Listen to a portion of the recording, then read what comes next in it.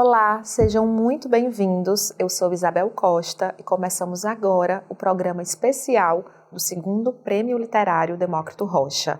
Hoje, nossa conversa vai perpassar a cena da literatura, abordando especialmente a importância da criatividade. Além disso, vamos entender mais sobre a segunda edição do Prêmio Literário Demócrito Rocha, importante e aguardado certame que vai contemplar 3 autores cearenses nas categorias prosa de ficção, poesia e ensaio social. Focada na produção cearense, a premiação busca incentivar autores locais e contribuir para a concepção de histórias que abordem o Ceará. O segundo Prêmio Literário Demócrito Rocha é uma realização das edições Demócrito Rocha e da Fundação Demócrito Rocha, a FDR, com apoio institucional da Secretaria da Cultura do Estado do Ceará, SECULT, através da Lei 18.012, de 1º de abril de 2022, a Mecenas do Ceará, e apoio cultural da Enel Brasil. Para participar dessa conversa, aqui comigo, tenho não um, mas 2 escritores cearenses. Vou começar apresentando Moacir Fio. Ele é escritor, músico e professor, autor de Aranha Movediça, da Moinhos, em 2025, e Pequenas Hemorragias, da Patuá, em 2023. É doutorando em literatura comparada pela UFC, editor da Escambanáutica, Coletivo Escambau, e da Entrelaces, revista do programa de pós-graduação em letras da UFC. E comigo também está a escritora Yarine Carvalho. Ela é mestra em literatura comparada pela UFC, escritora, editora de livros e conteúdos didáticos. Seus textos figuram em diversas antologias de contos e poemas.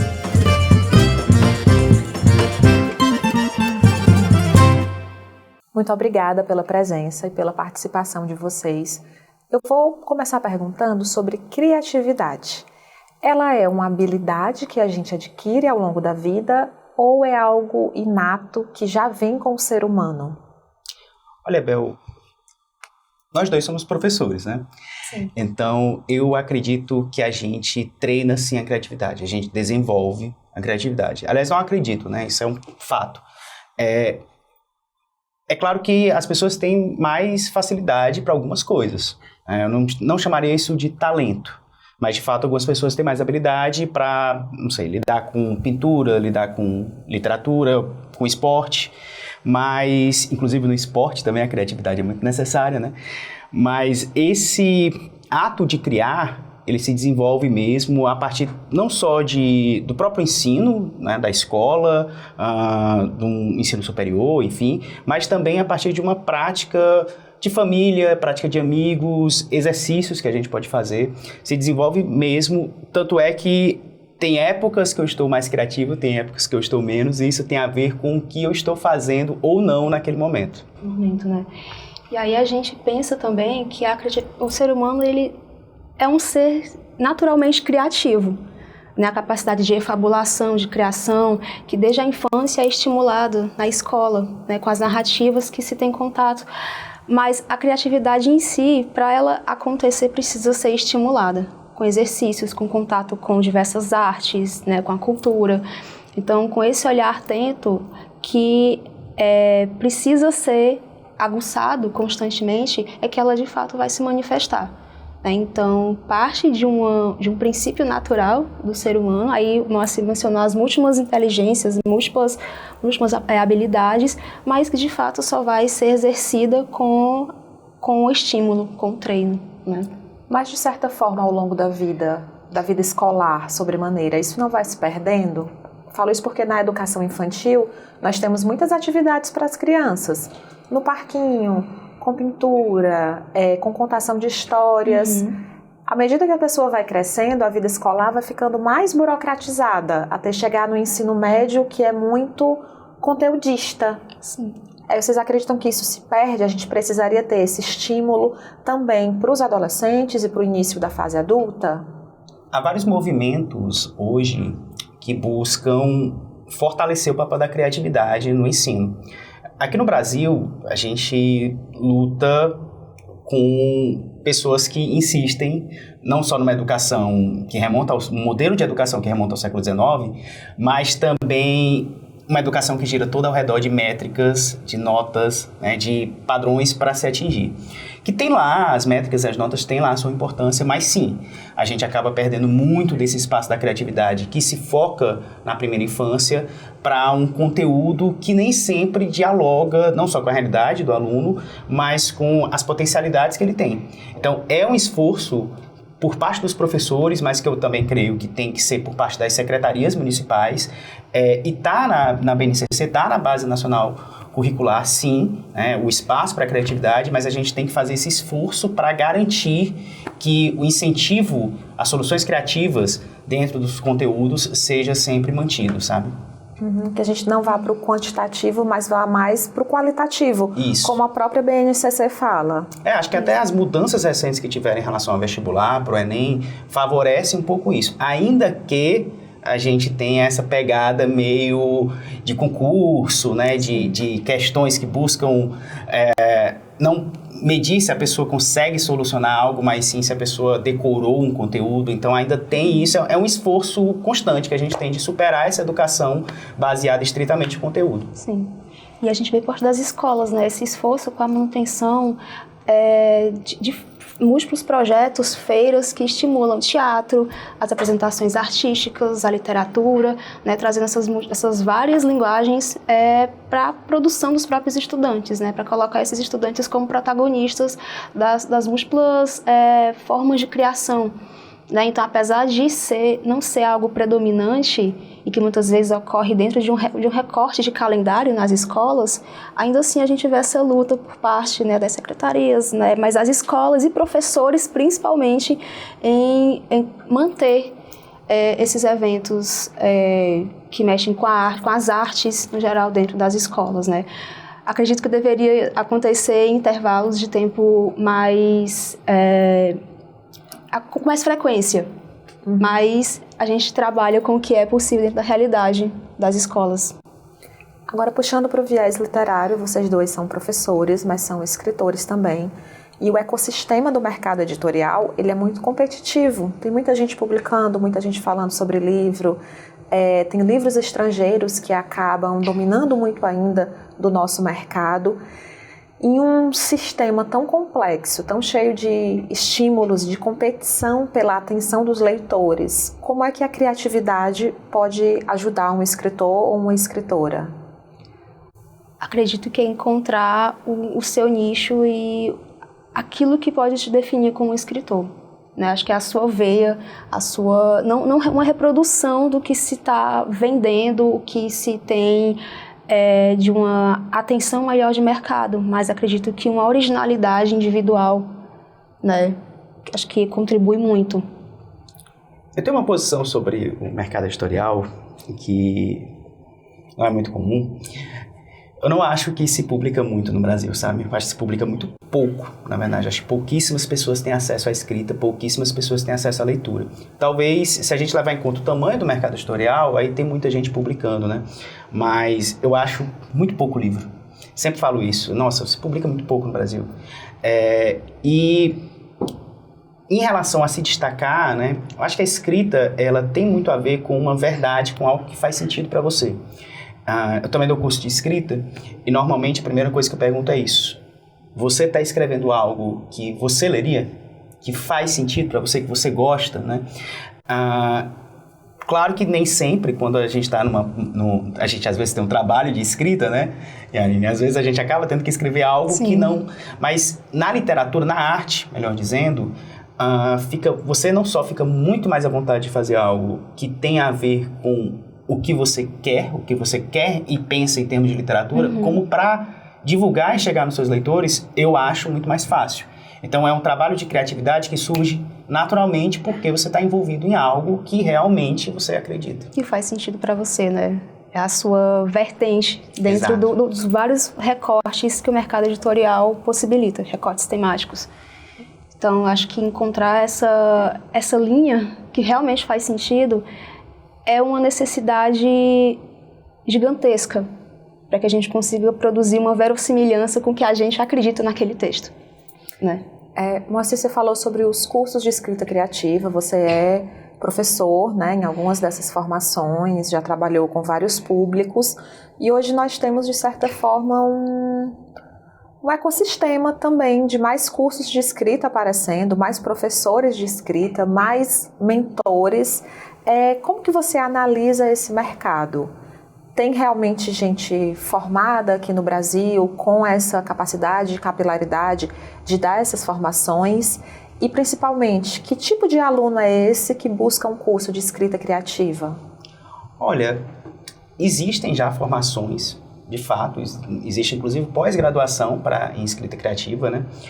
Mas você falou que tipo de aluno que busca a escrita criativa? Eu acho que são pessoas, em geral, que precisam encontrar uma comunidade, sabe? Eu creio que a comunidade artística, ela faz um bem tão grande à criatividade, maior do que conceitos, né? Então, muitos desses cursos, primeiro, eu acredito sim que tem gente muitíssimo capacitada fazendo cursos, gente fazendo grande diferença sim, com conceitos, com atividades, mas eu acho que o principal mesmo é comunidade. Quando eu e o Wilson Júnior, a gente começou o Escambau, o coletivo Escambau, lá em 2014. Há 10 anos, há mais de 10 anos. Exato. Quando a gente começou, eu nem pensava em ser escritor profissional, assim. Eu gostava mais de editar, de trabalhar o texto, né? E eu queria formar uma comunidade mesmo, porque aqui em Fortaleza tinha não só tinha pouca gente falando sobre escrita criativa, como principalmente tinham poucas comunidades acessíveis de pessoas que se interessam pela literatura, não apenas como leitores, mas para produzir literatura, seja escrevendo, editando, revisando, né? Então, para mim, o principal desses cursos é a formação de comunidade, porque essa troca, a gente está falando tanto de criatividade, né? Mas essa troca, ler o texto de outra pessoa, comentar, né? Pessoas que pensam diferente ou às vezes que pensam parecido, isso faz com que a gente produza mais, a gente tenha mais ideias, coloque mais ideias no papel e principalmente enfrente esse mercado tão complexo que você falou antes, né? Agora, hoje em dia, nós temos a ascensão de inteligências artificiais. Eu não sei nem se a gente ainda pode chamar de ascensão, porque são ferramentas que já estão muito consolidadas, e isso para várias áreas. Como que elas impactam, e se impactam de alguma forma, o trabalho dos escritores? Quer começar? Acredito que a gente, por conta da facilidade e da democratização, né, do acesso às IAs, qualquer pessoa hoje consegue usar uma IA generativa. E parece que o Marci comentou que ainda há pouca gente escrevendo e publicando no Brasil, né? Mas apesar disso, me parece que tem cada vez mais pessoas interessadas em escrever e publicar. A gente ainda não tem uma grande leva de escritores, mas pessoas interessadas, né? E as múltiplas facilidades de publicação que nós temos hoje, né? Então, acredito que as IAs, elas vêm como uma espécie de facilidade para quem busca muito essa realização de escrever, publicar, se tornar um escritor, por conta da geração de textos, né? Então acaba se tornando um campo muito atrativo. Mas a dúvida isso cai, né? Até que ponto a gente consegue falar em termos de IA dentro de uma perspectiva ética? Sobretudo quando a gente está trabalhando com literatura, que é uma produção criativa de texto. Autoral, necessariamente, né? Então, gera-se aí um campo que é atrativo porque é uma facilidade. E escrever literatura não é fácil. É um processo muito difícil. E até que ponto as pessoas elas estão dispostas a aceitarem esse desafio que é escrever, né? Então, surge aí como um campo de facilidades, talvez até tentador, mas qual é o nosso campo ético, né?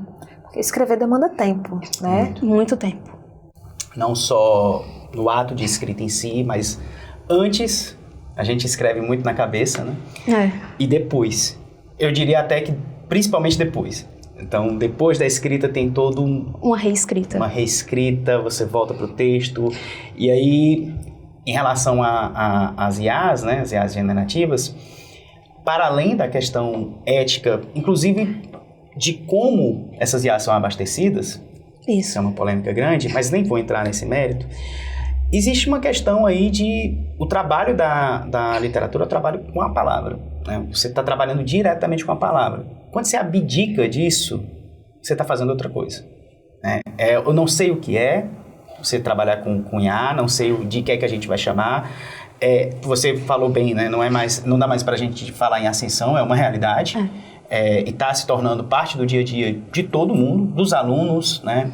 A nossa realidade também em sala de aula, a gente vê isso o tempo todo. A gente não se passa mais trabalho para casa porque na próxima semana um artigo vem todo feito na IA. No nível de pós-doutorado, cheio de referências. Exato. Muitas delas referências inventadas, alucinadas pela máquina, né? Isso é engraçado também porque tem um outro fator, e esse fator é o que mais me preocupa em relação ao uso de inteligência artificial na literatura, que é algo que a gente estava falando aqui sobre em relação ao ensino, a padronização. Quando você padroniza, você torna aquilo medíocre. Então, quanto mais as pessoas usam IA, por exemplo, para fazer trabalho acadêmico, a IA, ela conhece os grandes nomes daquele campo, mas ela não vai conhecer um nome diferente, sabe, que não está em alta. Então, todos os trabalhos vão sempre por um viés medíocre, mediano. A mesma coisa com a literatura. E eu acho que a literatura, justamente por ser esse trabalho tão pessoal, tão próximo da palavra, não dá espaço para esse tipo de desleixo com o texto, sabe? Mas é uma realidade que a gente vai ver, creio que cada vez mais. Para situações ou para funções burocráticas, vocês usam inteligências artificiais, assim, para correção de texto, para destacar algum aspecto em específico, para buscar adjetivos? Nesses aspectos mais do campo do burocrático, elas podem servir como aliadas? Durante a escrita literária? Não, porque eu já estou tão acostumado com as ferramentas que eu tenho que adicionar uma coisa eu acho que me atrapalharia. Eu sou muito meticuloso na hora de escrever. Então, em geral, o que eu faço é me cercar de livro de poesia, que é algo que desperta muito a minha criatividade, e trabalhar com aquele site sinônimos.com. Ai, nossa! Isso eu uso demais. Aí, sei lá, para entrar numa IA e tal, o que eu confesso que eu já fiz várias vezes é usar a IA para resumir PDF. Aí mandar um artigo PDF lá para resumir, já fez. Então, quando eu estou fazendo pesquisa para o texto, por exemplo, nesse meu último romance teve muita pesquisa histórica. Então, eu precisei, né, lidar com uma quantidade absurda de informação e às vezes você vai ler um artigo de 40 páginas, a informação que você quer está lá em um parágrafo, né? Então, eu colocava para ver se tinha. Aí eu ia ler o texto de fato, né? Porque eu sempre penso que a IA pode estar inventando alguma coisa. Ou a sistematização de algo, né? Na criação literária, acredito que uma forma bem proveitosa de não prejudicar a criação linguística, artística, mas é como uma fonte de sistematização de pesquisa.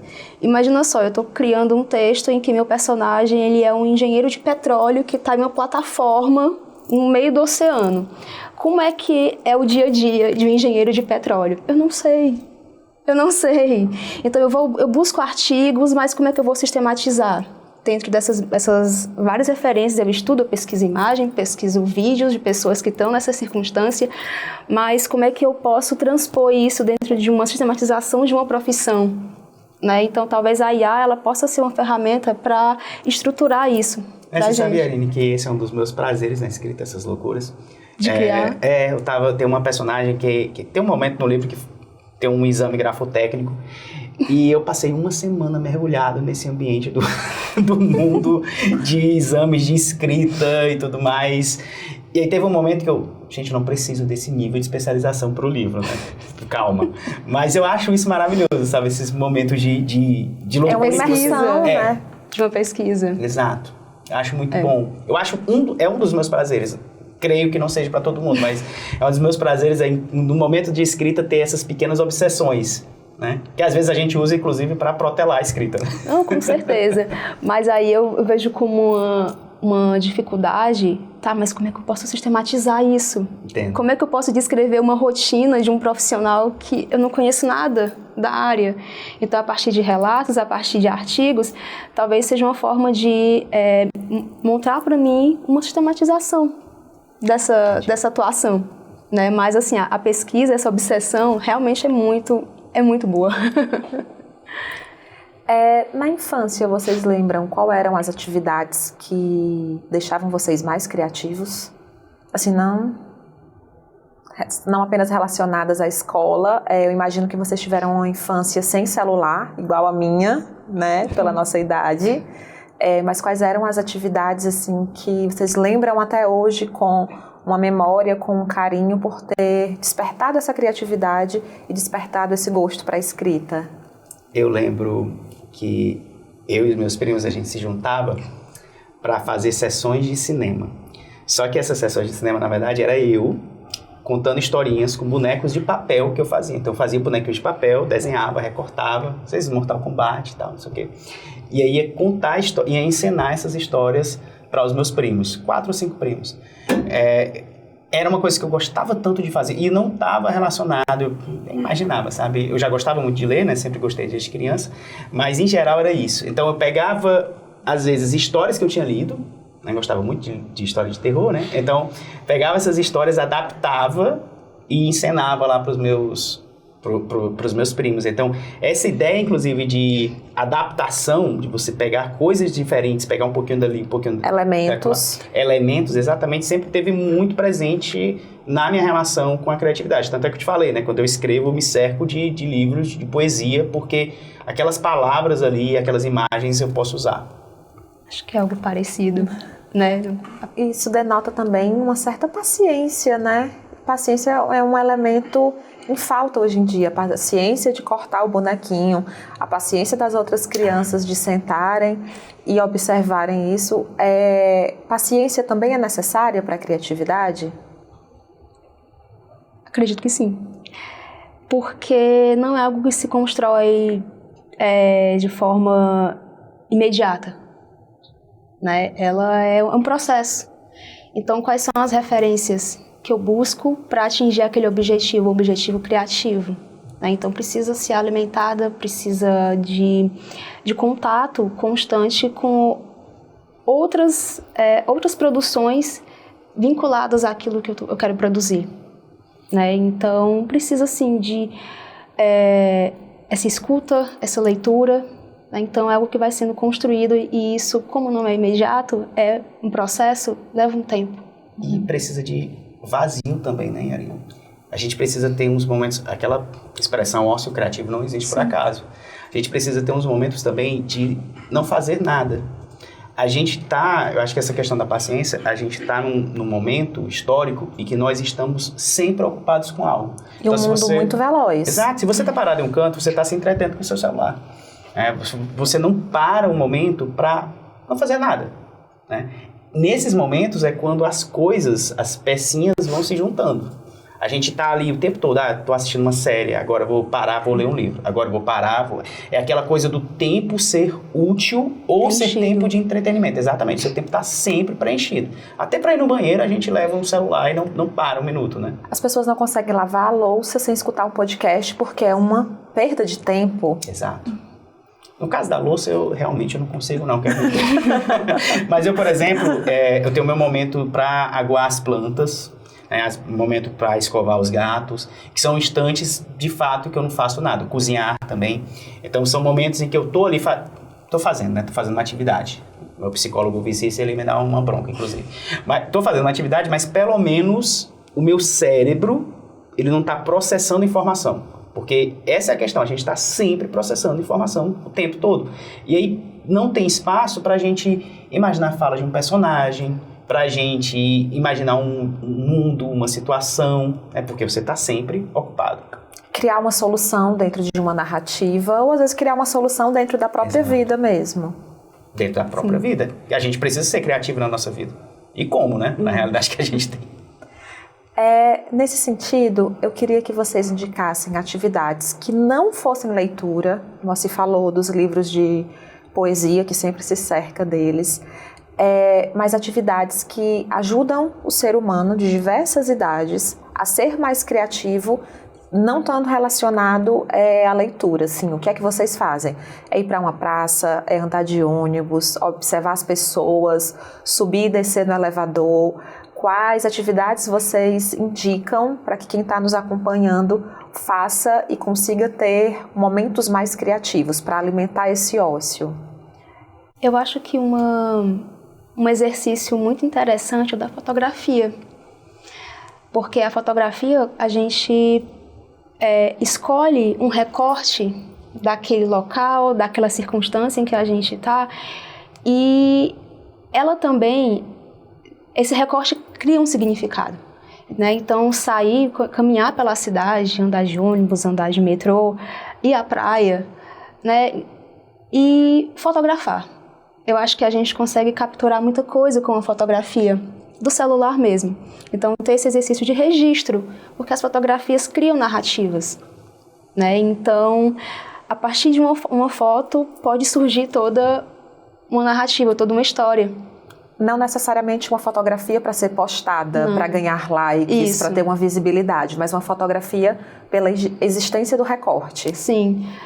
Um hábito que eu sempre tinha era quando eu ia à beira-mar, era fotografar o São Pedro. Sempre que ia, fotografava, eu tirava uma foto com o próprio celular. E hoje, observando, né, voltando a esse mesmo lugar, tem fotografias do mesmo local, mas eu vazio. Então, a gente tem a criação de uma narrativa que é essa ausência. Então, olha só, vários recortes de imagem que podem, né, ampliar esse olhar para aquela modificação no espaço. Fortaleza é uma cidade que machuca a nossa memória o tempo todo. Eu ia dizer algo parecido, tirando a questão da fotografia, eu não tenho muito hábito de fotografar, a praia da minha esposa, tirar fotografia. Mas eu gosto muito de caminhar. E andar pela cidade, andar sem fone de ouvido, só andar escutando as pessoas, prestando atenção, mas de vez em quando a gente ouve uma história, né? Então, andar pela cidade, observar as coisas, caminhar mesmo, sabe? Eu tinha muito hábito de voltar do trabalho sempre andando. E era sempre onde eu tinha as minhas melhores ideias, sabe? Às vezes, eu tinha essa ideia, eu ficava maturando, aí quando eu ia dormir... Vinha um estalo. Vinha um estalo. Então, caminhar... O exercício físico, ele ativa muito a criatividade, né? Só que, como a gente faz muito exercício em academia, uma sala fechada, cheia de gente, com cheiro de suor, normalmente com fone de ouvido ou com aquela música infernal de academia tocando, então isso atrapalha. Mas esse exercício ao ar livre, você sair, andar de bicicleta, sabe? Eu acho que é um mecanismo maravilhoso para a criatividade, e algo que eu indico para os meus alunos também é manter um diário. Pode ser um diário até de voz mesmo, mas você repassar o seu dia é muito positivo. E você guardar também ideias que você teve durante o dia. Às vezes algo que, no caso de escritor, por exemplo, né, às vezes uma frase absolutamente nada a ver com nada, solta, mas que pode ser a solução de um texto. Então, manter sempre esse processo de escrever e repassar seu dia, que é algo que eu sempre faço. Tem um grupo comigo mesmo, inclusive no WhatsApp, que é onde eu faço isso. É uma ferramenta muito poderosa, eu acho, para manter essa criatividade sempre em movimento.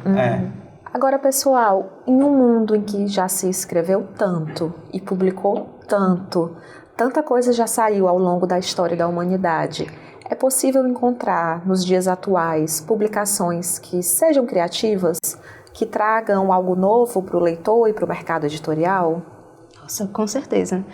Acredito que a publicação, a literatura que hoje se tem feito, não só no Brasil, mas na América Latina, a gente tem obras contemporâneas, muitas quentíssimas, até, né, saídas do forno muito recentemente, que elas proporcionam a gente um olhar muito significativo para a própria realidade da América Latina.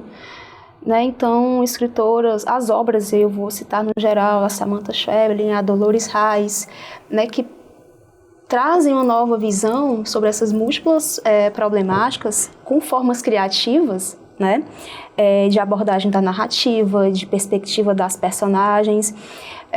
São formas de convidar a gente para outros olhares para a realidade em que nós mesmos que a gente vivencia, né? Então, se eu posso sugerir, seria essa produção latino-americana contemporânea, né? Eu tinha pensado em algo parecido, porque, de fato, essa maior abertura que tem tido ultimamente para novas vozes tem mudado também as histórias, né? Ou pelo menos os olhares sobre elas. Sim. Então, a gente pensa, esse olhar agora na América Latina está muito forte, né? Uma escrita do sobrenatural, uma escrita do fantástico por parte de autoras mulheres. A gente pega uma obra que acabou de sair agora pela Companhia das Letras, O Boca do Mundo, da Dia, e é um livro extremamente criativo. Dia Nobre. Isso, da Dia Nobre. Uma querida e grande escritora, cearense também.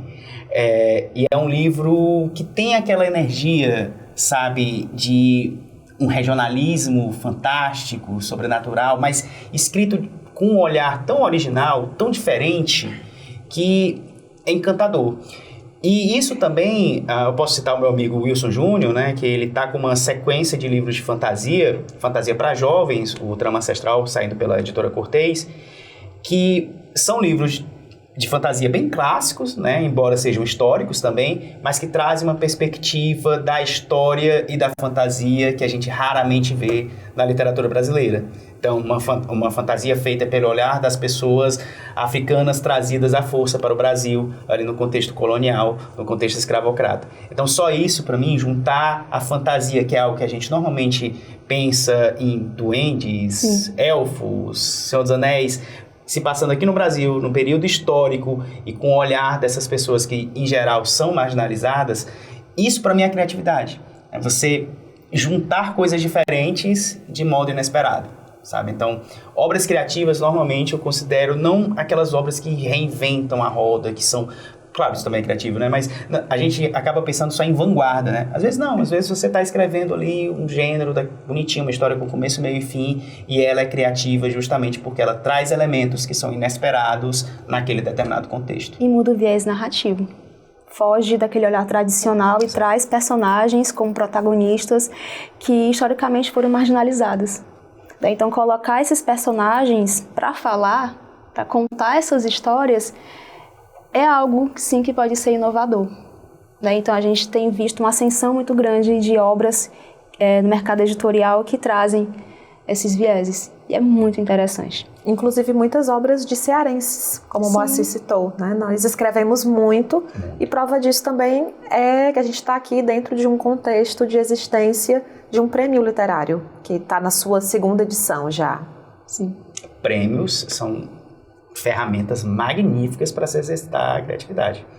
Olha a quantidade de vezes que eu escrevi para prêmio, já pensando no prêmio, é algo que eu acho extremamente importante para a saúde do mercado editorial, para manter um ecossistema de escrita, sabe? O prêmio é fundamental. Como uma ferramenta de ascensão para o autor, de chancela... E de incentivo. Para além do vencedor, né, a existência do prêmio, ela incentiva as pessoas a pensarem a literatura, incentiva o ecossistema literário, né? Não só em volta, a gente pensa muito naquele que vence, mas muitas vezes um texto que você escreve pensando num prêmio pode ser o começo de um livro. Eu não me canso de dizer que um conto meu que venceu uma premiação, eu escrevi para a premiação, mas antes ainda de sair o resultado, eu já estava escrevendo outros contos pensando num livro. Foi meu primeiro livro, Pequenas Hemorragias. Então, a premiação faz isso, sabe? Faz com que você foque em algo e você acaba produzindo e a partir dali você pode encontrar a sua voz, você pode encontrar um caminho e você pode encontrar uma comunidade. Então, premiações são muito importantes. A gente tem que valorizar a existência delas e incentivar que surjam novas também. Bom, eu agradeço pelas presenças. Falar sobre literatura é sempre emocionante e revolucionário. Nós encerramos por aqui o programa especial do 2º Prêmio Literário Demócrito Rocha. A iniciativa é uma realização das edições Demócrito Rocha e da Fundação Demócrito Rocha, FDR, com apoio institucional da Secretaria da Cultura do Estado do Ceará, SECULT, através da Lei nº 18.012, de 1º de abril de 2022. A Mecenas do Ceará e apoio cultural da Enel Brasil.